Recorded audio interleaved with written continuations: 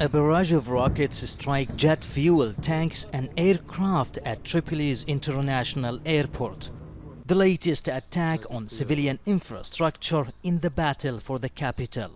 While the ground battles remain outside the city, rockets are still landing in the city center. It's estimated 80 were fired at Mitiga Airport that has been closed since March due to shelling. It's the only operational airport in Tripoli and has been repeatedly targeted by forces loyal to the warlord Khalifa Haftar over the past year, using rockets and airstrikes. Haftar's forces say they were targeting equipment used to launch Turkish drones that struck their troops in the south and other areas of the country.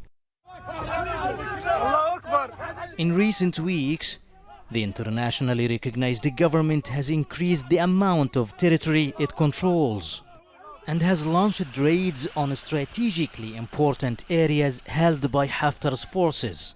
Attacks on civilian areas in Tripoli are becoming more common.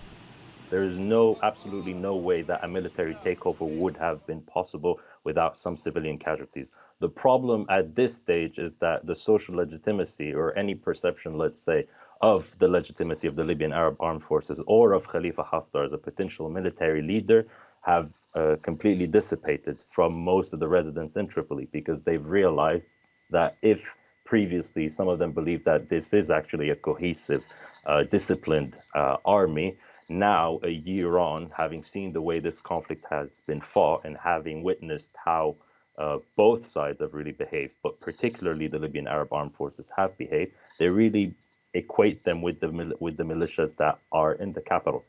People in the city have lived with shelling, drone strikes and other aerial attacks from Haftar's forces, while the ground war comes closer to their homes. Several international institutions, along with the United Nations, have been calling on Haftar's forces to refrain from attacking civilian facilities and residential areas. Such calls have largely been ignored as the scale of attacks rises by the day. Many civilians here are blaming the international community for not doing enough to protect them. Mahmoud, Abdelwahed, Al Jazeera, Tripoli.